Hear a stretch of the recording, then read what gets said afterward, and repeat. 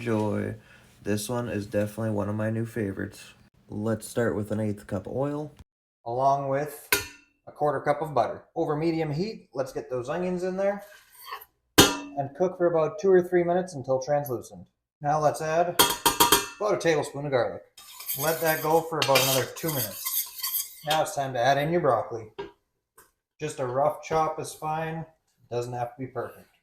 Now we add about a cup of chopped baby carrots, thin slices, work best. That's done. Now let's add 1/4 cup of flour. Give that a good mix to start your roux and cook for another 2 to 3 minutes so you don't get that floury taste in it.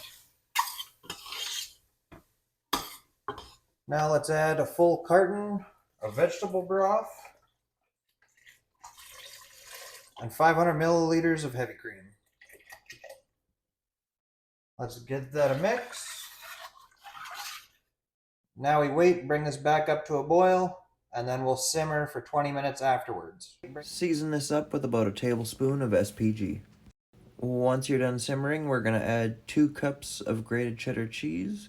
You're going to remove the soup from heat for this because this soup is done. Give it a good mix until that cheese is melted. Serve it up nice and hot and